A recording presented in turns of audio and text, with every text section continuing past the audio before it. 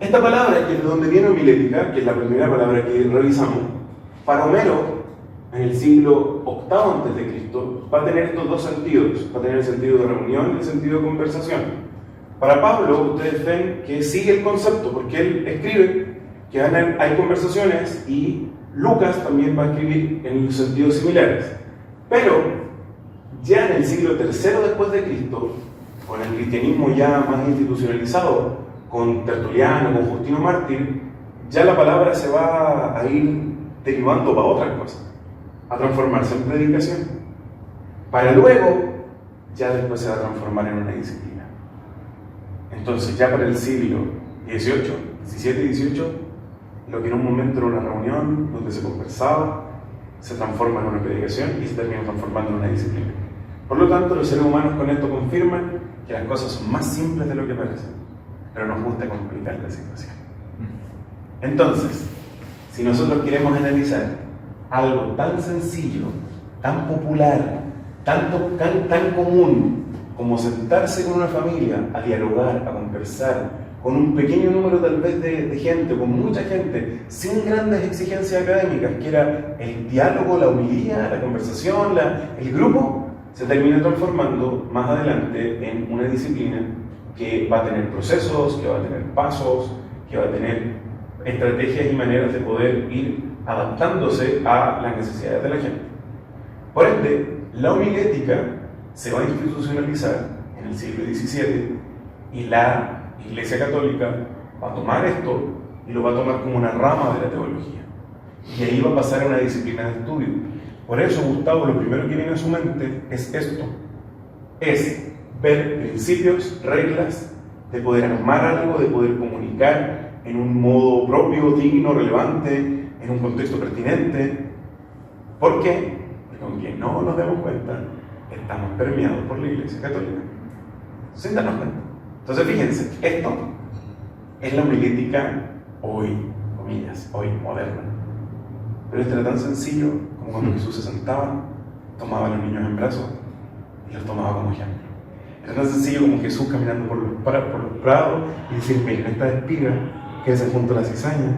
Era tan simple como eso, pero nosotros lo complejizamos.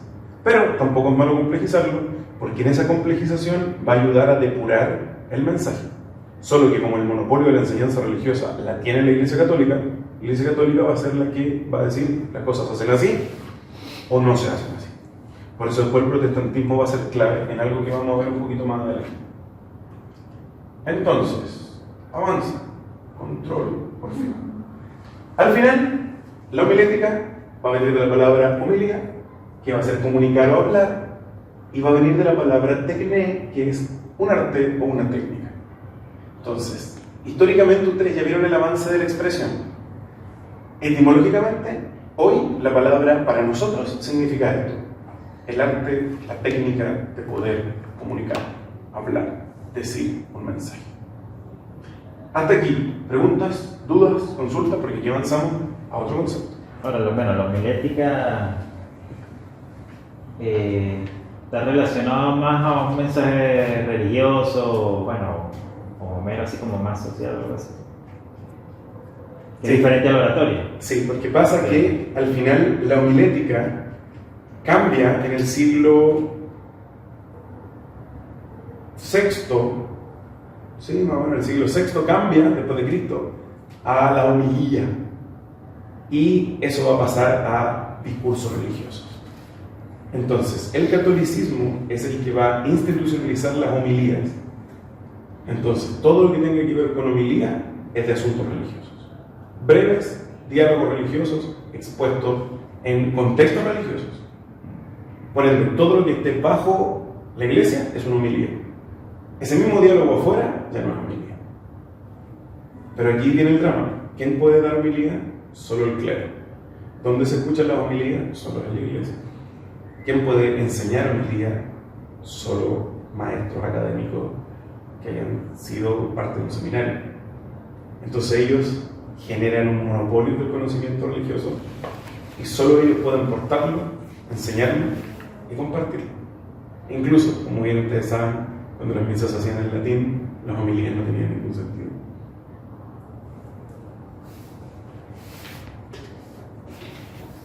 que es algo similar a lo que pasa con Jesús. Los rabinos son los únicos que tenían de cierta forma el acceso al conocimiento y los que tenían la oficialidad de la enseñanza. Entonces Jesús se transforma en un rabino más callejero, en un rabino de la calle, de la plaza, de la orilla del mar. Por eso tanta gente se acumula, porque en la sinagoga ni siquiera, bueno, las mujeres tenían acceso, pero no tenían acceso a la discusión. Habían sinagogas donde las mujeres entraban, escuchaban una parte y después se iban, pero con Jesús no. La gente, todos pueden aprender. Entonces hoy la pregunta es, ¿qué homilítica tenemos que hacer nosotros? Tenemos que tratar de hacer una homilítica lo más bíblica posible y lo más parecido a Jesús posible. Por ende, la técnica de comunicar no puede ser una técnica humana, tiene que ser una técnica al modo de Jesús. Que si uno lo ve, Homero hacía algo muy simple, que era muy similar a lo que hacía Jesús, solo que la entrada de la institucionalización de la iglesia desarma las cosas. Y es por miedo a que la gente empiece a reinterpretar cosas y se desarme lo que ellos están enseñando.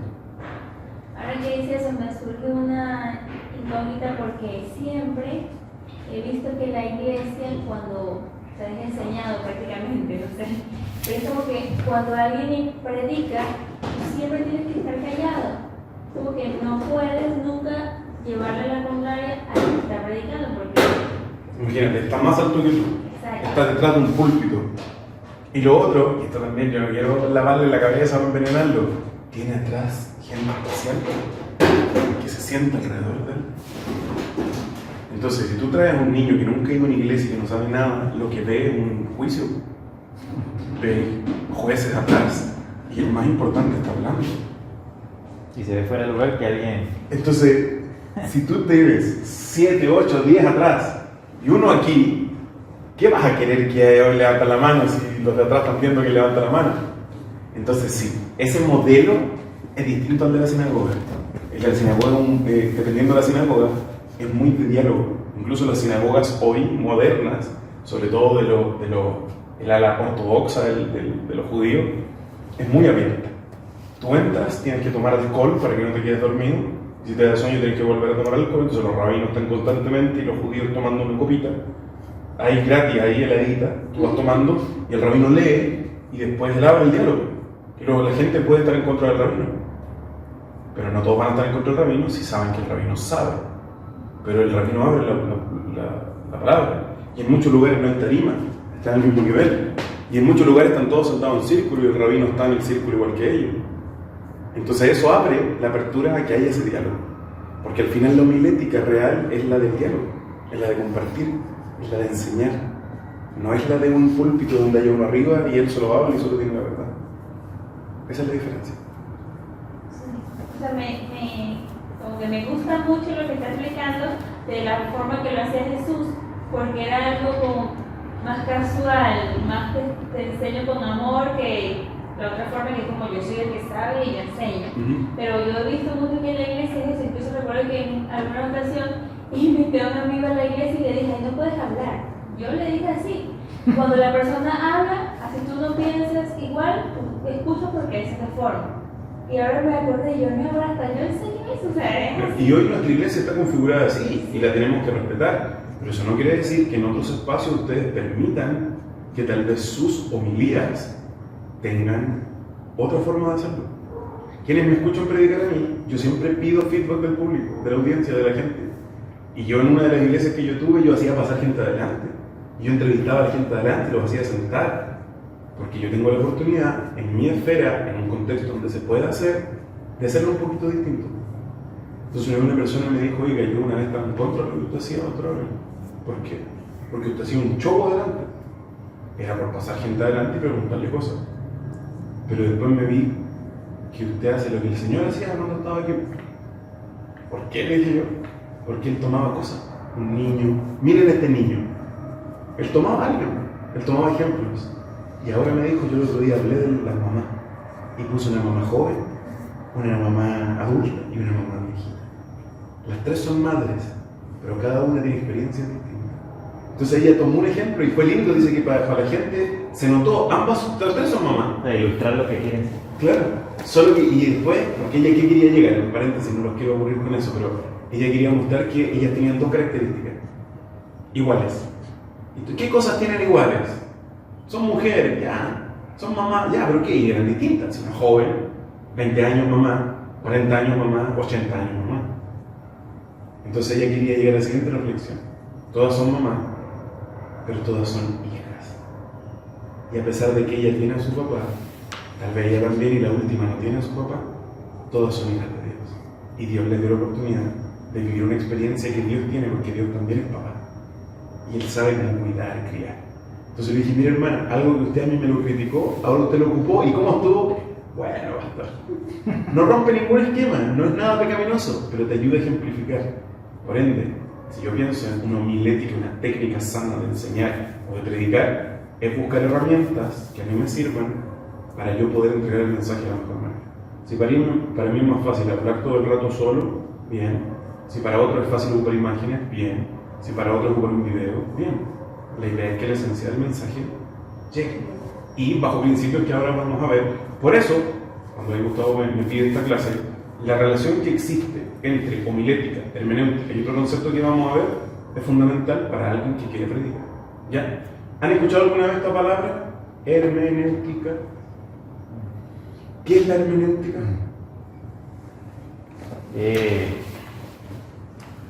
Como el contexto en que se escribió el tal pasaje, por ejemplo, de la Biblia.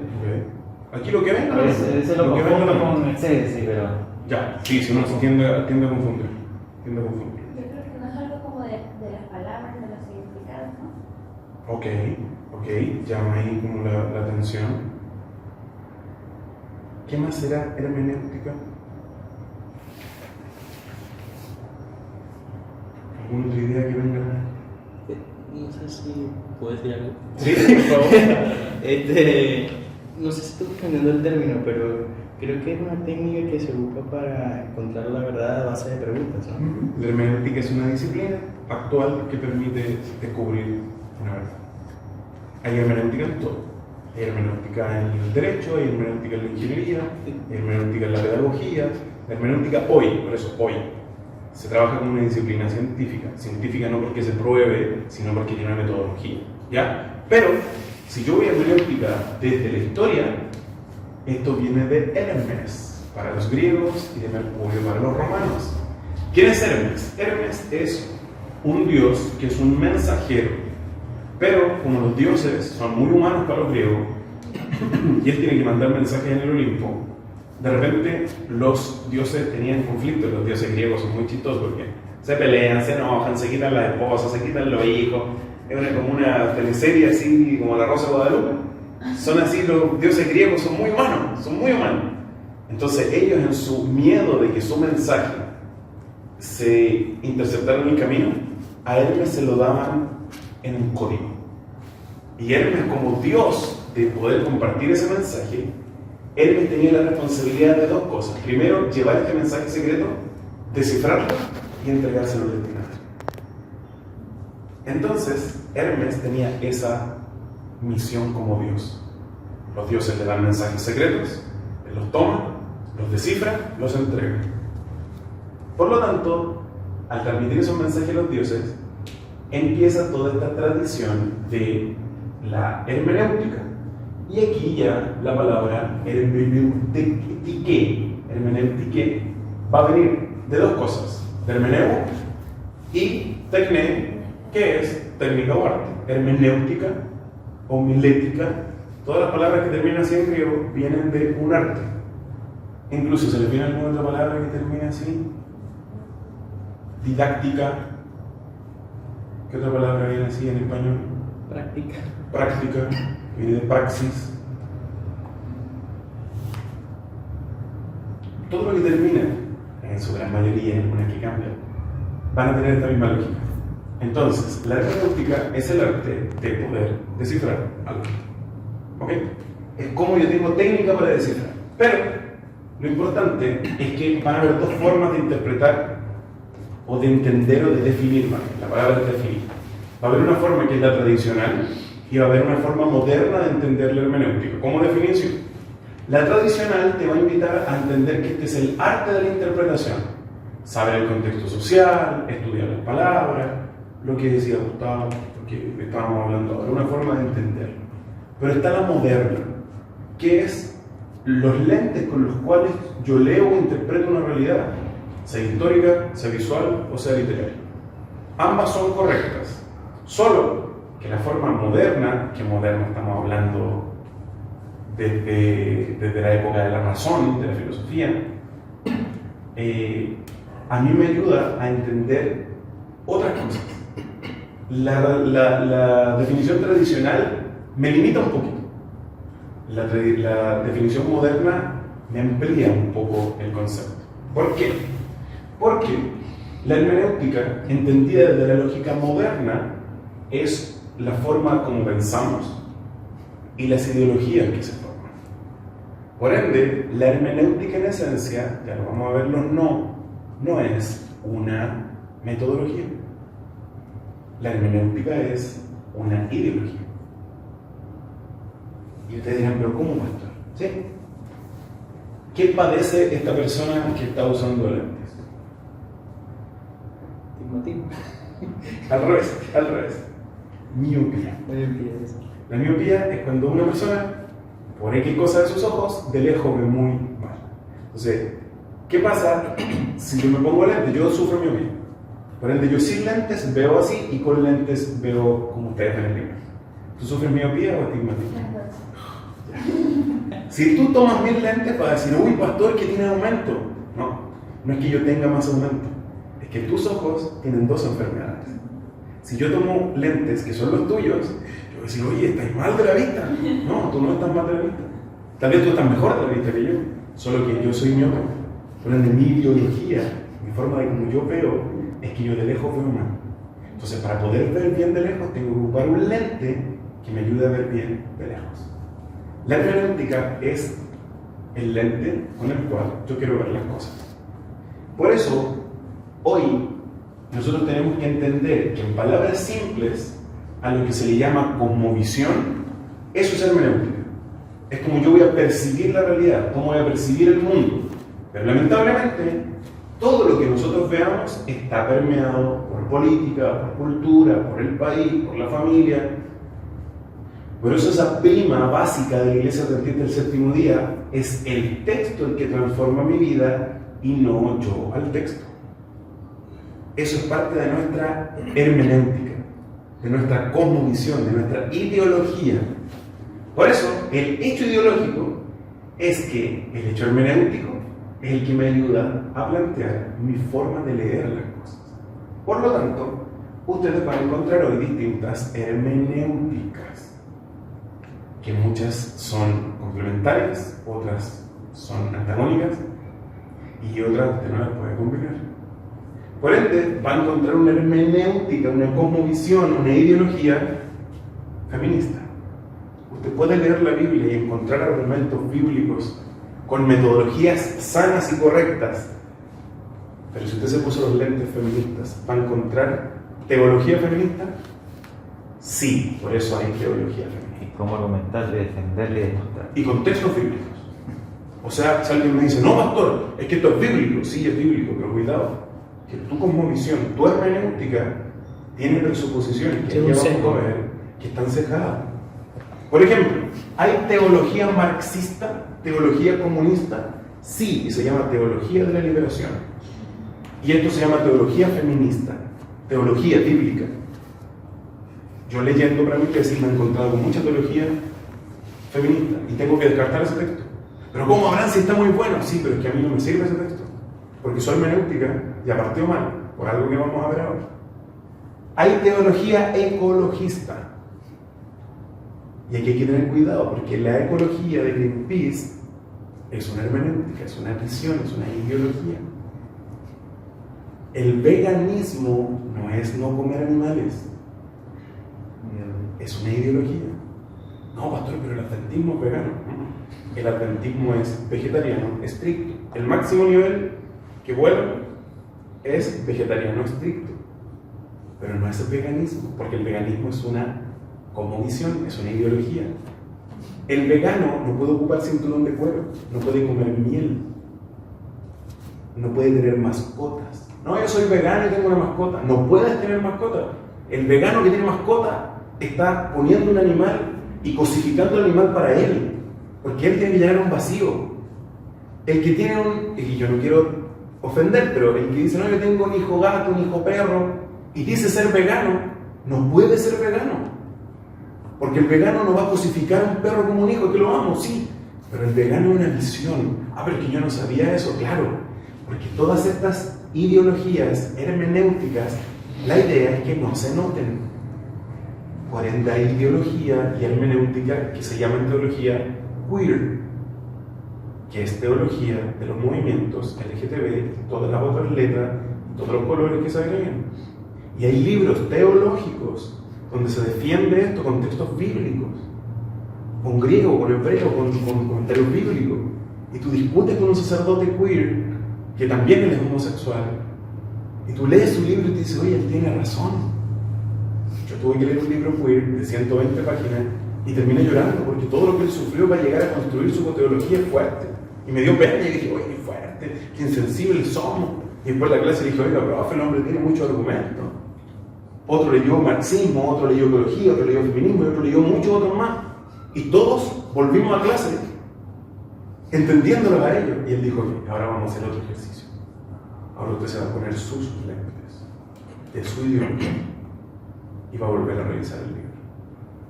Y cuando tú lo lees con tus lentes, te das cuenta que ellos lo leyeron con sus lentes. Por lo tanto, no puede haber un adventista comunista, no puede haber un adventista feminista, no puede haber un adventista ecologista, no puede haber un adventista queer. No puede. Venezuela, perdón. No, adventista no puede ser chavista. No, mi papá dijo, los adventistas que son chavistas se van a perder. Eso dijo. Y yo, papá, no puedes hacer eso porque se van a perder. Aquí voy yo, que tú no puedes combinar teologías. O tú eres de una hermenéutica o no eres de esa hermenéutica. Tu hermenéutica debería ser siempre una hermenéutica bíblica. Pastor, pero todos ocupan la Biblia. Sí, pero mi cosmovisión lamentablemente es distinta a las otras por lo siguiente. Porque cada hermenéutica va a tener elementos que son clave. Primero, la hermenéutica va a ser la cosmovisión como yo veo las cosas. Va a ser una forma de entender y de comunicar las cosas. Va a ser una ideología y no un método. La hermenéutica no es un método. Que la hermenéutica use métodos es otra cosa. Está acompañado de presuposiciones y esa palabra ustedes no pueden olvidarla. Y lamentablemente toda hermenéutica va a tener limitaciones. Y por eso va a buscar herramientas para llegar a una mejor comprensión del otro o del ente o cosa o foco que yo quiero estudiar. Pero ¿qué es esto de las presuposiciones? Las presuposiciones son los presupuestos de las cosas. Entonces, ¿cuál es mi presuposición de la clase de hoy? Yo dije, primero voy a llegar tarde porque ya son las 11:02. Estoy recién entrando. Segundo, toda la gente tiene que estar esperando. Y voy a tener que partir pidiendo disculpas. Tercero, no traje agua. Pucha, ya. Partimos. Mi presuposición. Llego y sí, la gente no estaba esperando. Yo quedé tranquilo. Segundo, nadie estaba molesto, no tuve que pedir disculpas. Tercero, pedí agua y me trajeron agua fría. Entonces al final no partimos tan mal. Mis presuposiciones pueden ayudarme a que las cosas funcionen o que no funcionen. Mis presuposiciones son las que determinan mi forma de ver las cosas. Si yo tengo una presuposición bíblica, estas son las presuposiciones básicas de la hermenéutica adventista. Por ende, cuando alguien te diga, ¿y tú qué haces? No, mi hermenéutica es bíblica. Es bíblica. Yo también me baso en la Biblia. Claro, pero es que mis presuposiciones son distintas. ¿Por qué? Porque yo pertenezco a la escuela adventista y la teología adventista tiene una forma de aproximarse diferente. Por eso cuando de repente nos dicen, soy evangélico, sí, yo soy adventista, somos iguales. Solo que nos diferencia el culto, y miren lo que nos diferencia, el culto, cómo cantan, cómo vamos vestidos, su sistema, el pastor, el aleluya. No, esas son formas.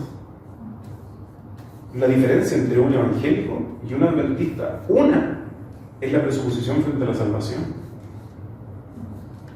Entre un católico y un adventista es su presuposición del perdón. Estoy viendo una, porque hay muchas más. ¿Cómo yo me aproximo a una realidad? Por ende, presuposiciones del adventismo.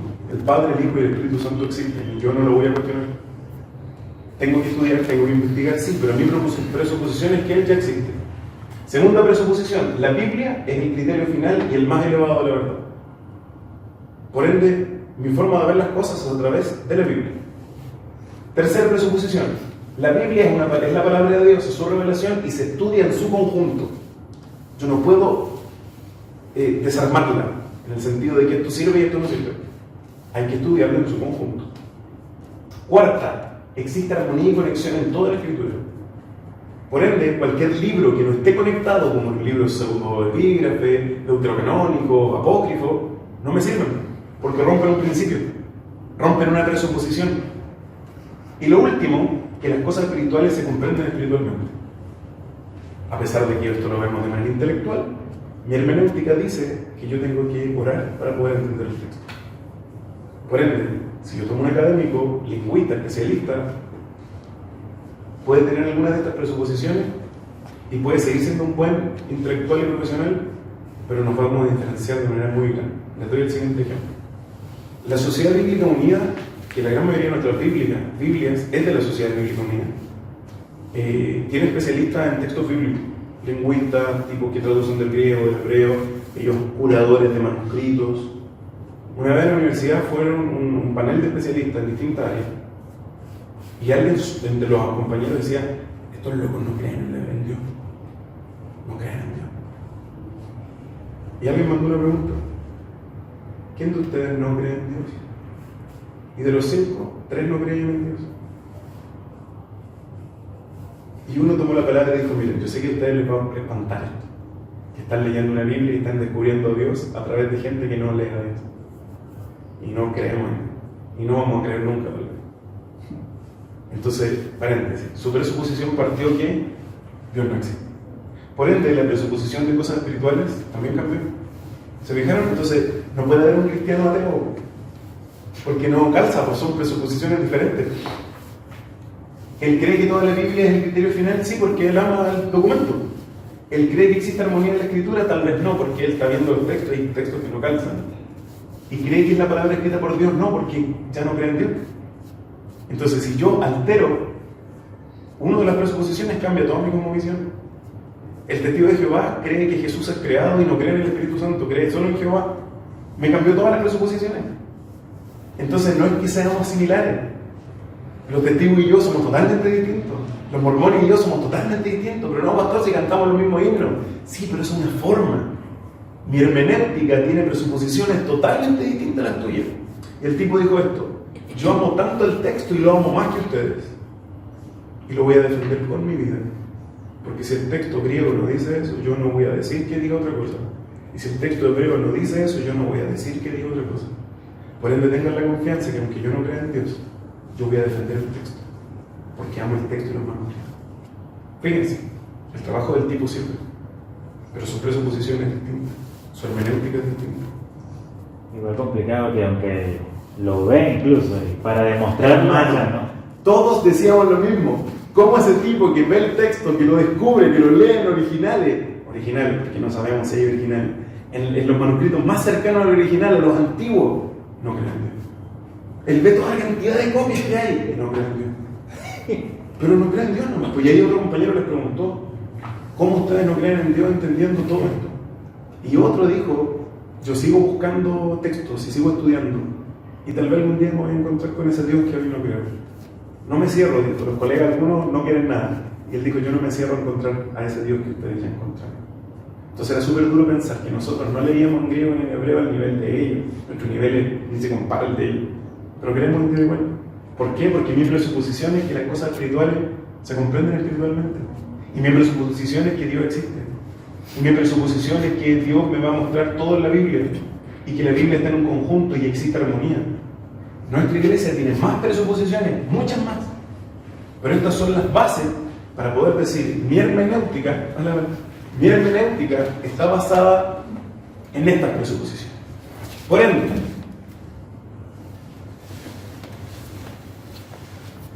mi presuposición tiene que ser transformada por el texto bíblico. Miren lo interesante. No transformar el texto para que concuerde con mi presuposición. Esto es hermenéutica adventista. Siempre el texto tiene la primicia porque la Biblia tiene la primicia. Por ende, el adventista en hermenéutica, en su cosmovisión, no busca que su presuposición sea validada por el texto, sino que el texto me entrega mi presuposición. ¿Se entiende la diferencia? Otras religiones, y voy a tomar solo un ejemplo, el bautismo por los muertos. Su presuposición es, puedo bautizarme por toda mi familia para atrás. Y todo se salva. Ya, pero tienes un texto para decir eso. Pero no importa. Vamos a buscar por la Biblia mi presuposición. La hermenéutica adventista es al revés. Si el texto bíblico no me lo entrega, yo no puedo inventar cosas. Porque al final, mi presuposición es transformada por el texto, no el texto transformado para que concuerde con mi presuposición. Por eso una niña no puede ser feminista, porque la presuposición feminista parte diciendo que Dios no existe. Pero ¿cómo se basa en la Biblia? Ok, entonces vamos a teología feminista cristiana. Dice que el Espíritu Santo es mujer. Porque es su presuposición. Dice que está el Padre, Jesús y el Espíritu Santo que es mujer. Es su presuposición. Porque la presuposición de nosotros era que Dios existe. La presuposición de la feminista cristiana es que está el Padre, el Hijo y la Madre. Es su presuposición. Pero ahí va a empezar a desarmar otras ideas. ¿Nosotros qué creemos? Que el Padre, el Hijo y el Espíritu son uno solo y que funcionan de manera eterna y que es una naturaleza tan extraña que no podemos entenderlo. Entonces, ¿tenemos vestigios en la Biblia? Sí, pero es de una naturaleza única que no se puede ejemplificar. Por ende, mi presuposición va a alterar mi hermenéutica, mi cosmovisión. Yo no puedo validar mi cosmovisión con la Biblia. Es la Biblia la que debería transformar mi cosmovisión. Por eso realmente me preguntan, pastor, ¿y yo pudiera la marcha de las mujeres? Y yo leí un texto del hermano White que decía, sí. La adventista defiende a las mujeres, sí, pero nosotros en nuestra cosmovisión, en nuestra hermenéutica, eso se llama justicia social. Es de todo, no solo de las mujeres, es de los niños. ¿Qué otra presuposición de las mujeres en la teología feminista cambia? Que el hombre siempre quiso destruir a la mujer. Por ende, la mujer tiene que destruir al hombre. Y la forma de destruirlo es quitarle su lugar.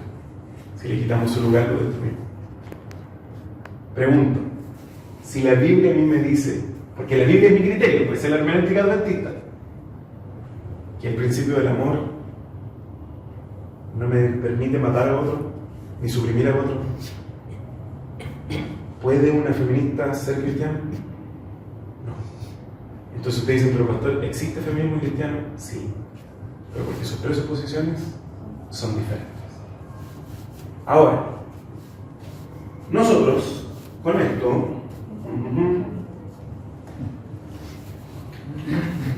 llegamos a lo siguiente. Mi hermenéutica, mi forma de ver las cosas, tiene que tener presuposiciones bíblicas, correctas, como el que veíamos anteriormente. Y esas presuposiciones me van a llevar a un método correcto. ¿Ok? Y es ahí donde van a haber muchos métodos, y yo voy a solo tomar dos, porque son las 12:24. Solo dos métodos, ¿ya? Que es los métodos diacrónicos y los métodos sincrónicos, ¿ya? Los métodos diacrónicos van a tratar de desarrollar, van a buscar un patrón de desarrollo que va a tener un origen, va a tener un final, en un marco amplio de tiempo, ¿ya? A diferencia de los sincrónicos, que se van estudiando periodos específicos del tiempo dentro de la diacronía del tiempo, ¿ok? Uno es en un espacio puntual y el otro es a través de los tiempos, de la cultura, de los contextos. En el método diacrónico se va a preocupar de quién escribió el texto, dónde, para qué lo escribió. ¿Okay? Esta forma y estos métodos per se, en sí mismos, no son malos ni buenos, pero ¿de qué va a depender? De mi presuposición. Por ende, yo puedo tomar los métodos diacrónicos con presuposiciones incorrectas y llegar a conclusiones que yo quiera. Puedo tomar métodos diacrónicos con presuposiciones bíblicas y llegar a una definición lo más cercana al texto bíblico que yo quiera. Pero existen estos métodos sincrónicos, donde nosotros presuponemos que el documento ya fue escrito, se presupone que el autor escribió en un periodo específico del tiempo y así avanzó. Un solo ejemplo entre los dos.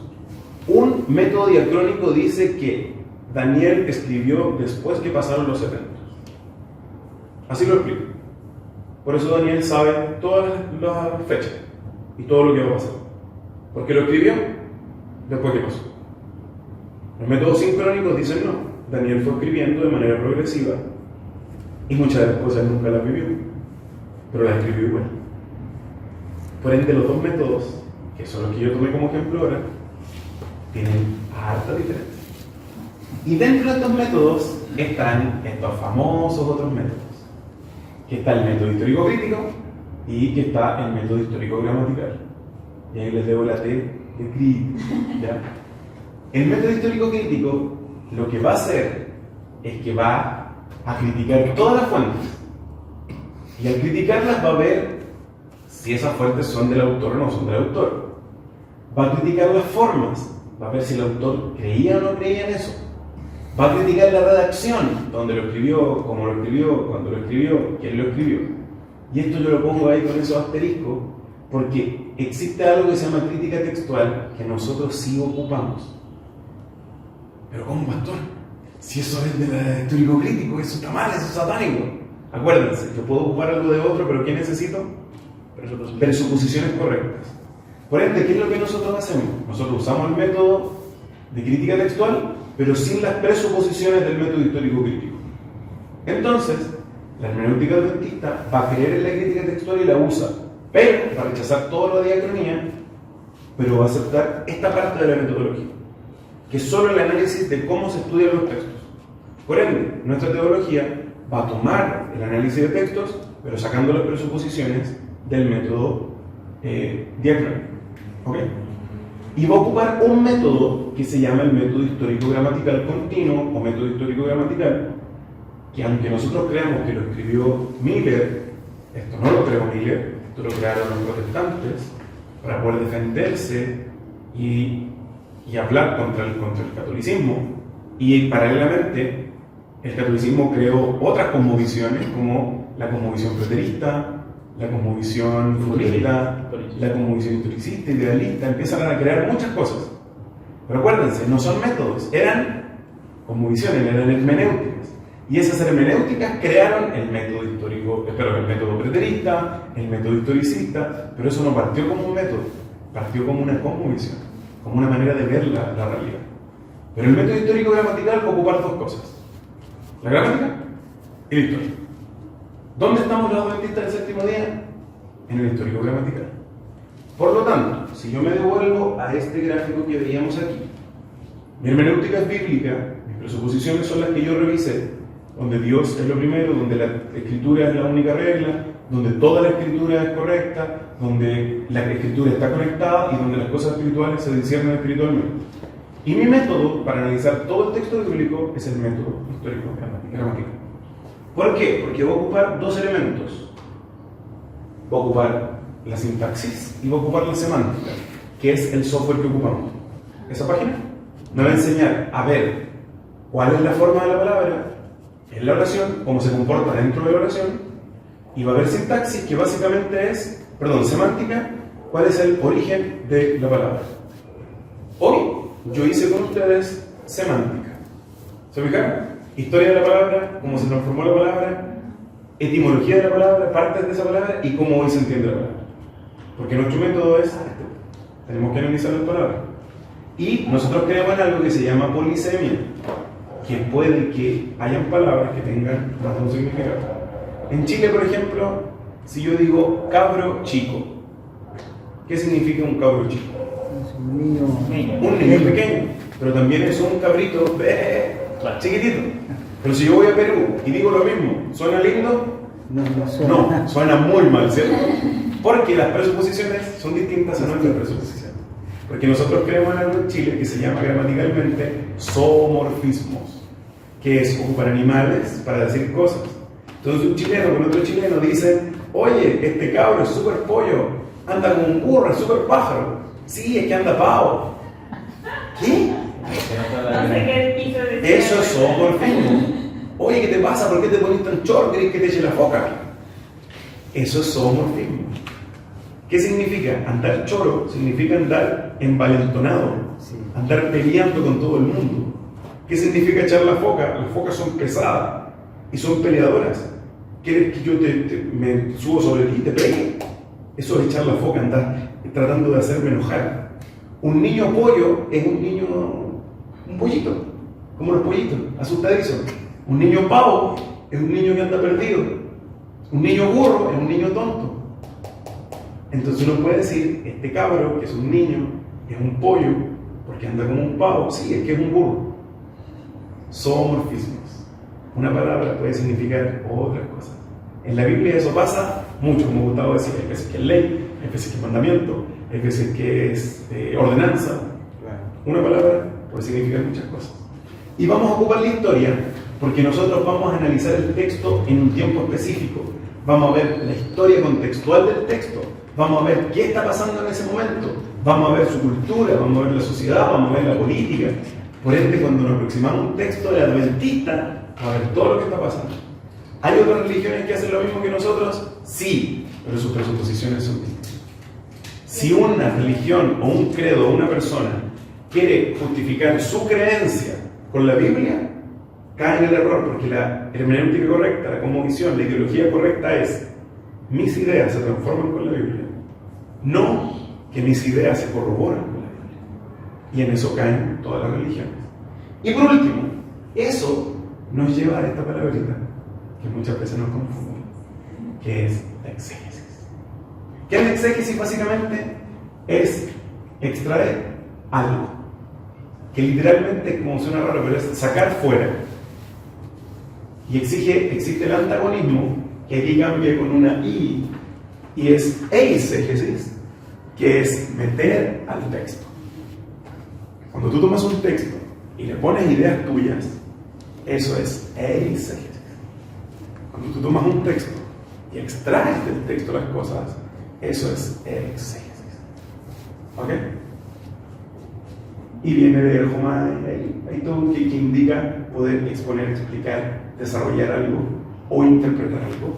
Por eso se confunde con hermenéutica, porque exégesis también es interpretar y hermenéutica también es interpretar, solo que la hermenéutica es la ideología y la exégesis es una herramienta.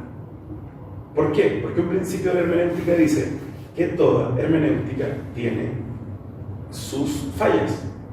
Y como tiene sus fallas, necesita una herramienta para poder encontrar el arreglo de esas fallas.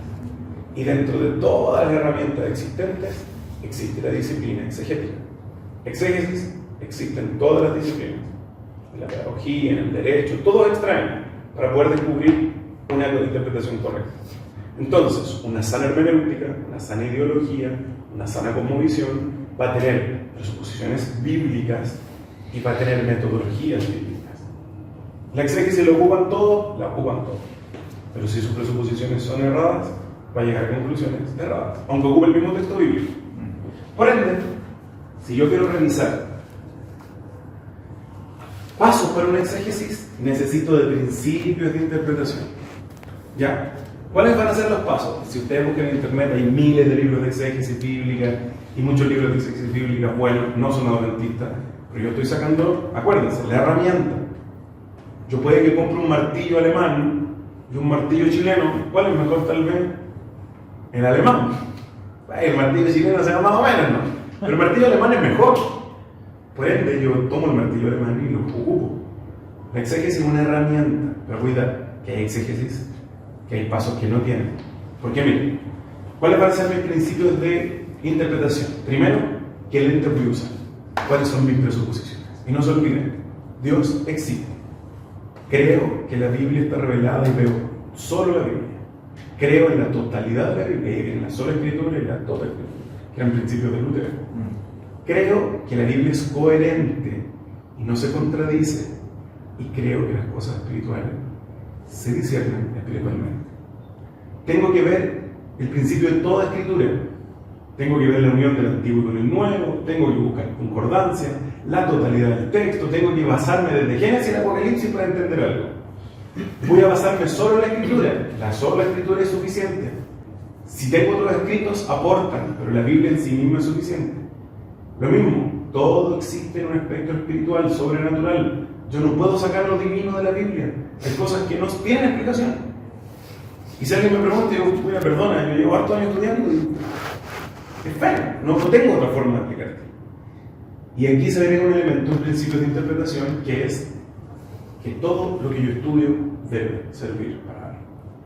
Si yo estudio y es para jactarme de que yo sé, mi presuposición va a estar mal. Porque la presuposición correcta es, acuérdense, de la homilética de Jesús. Poder tomar algo, simplificarlo y que el otro crezca, aprenda, cambie, tome decisiones. Una hermenéutica griega, perdón, no homilética griega, tal vez es de poder plasmar mi idea en los discípulos, en los que están a mi alrededor. Tal vez una homilética católica es yo tengo el poder sobre ustedes y solo yo tengo el conocimiento. Pero nosotros creemos que hay que traer el aprendizaje y compartirlo con otros. Y si yo quiero hacer una exégesis, que yo sé que esta clase no es para eso, hay pasos para hacerlo. Y fíjense, la exégesis adventista en sus pasos, miren lo primero que tiene. Yo leo libros de exégesis y nadie dice oren. Y lo escriben pastores, académicos, doctores, teólogos. Y leo un librito chiquitito de exégesis de un gran académico llamado Charles Müller, que me lo voy a mostrar cuál es el libro.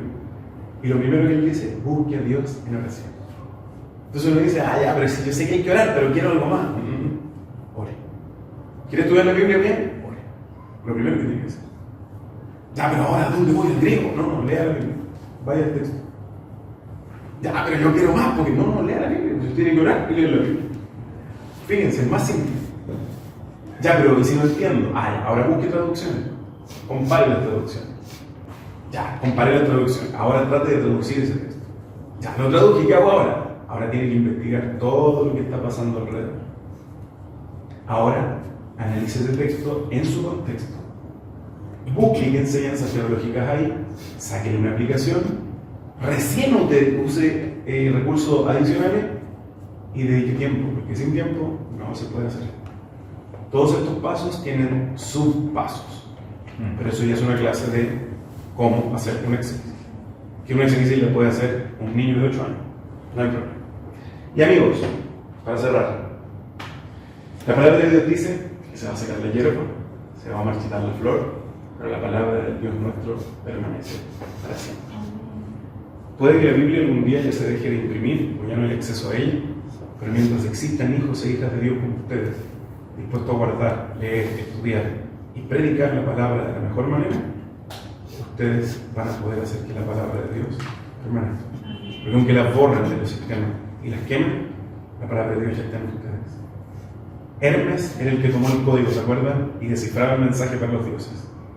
Miren lo que hacen ustedes. Ustedes como hermeneutas toman el código de Dios, lo interpretan y lo comparten con otros. Solo que el código de Dios no está cerrado, está abierto. Solo que quizás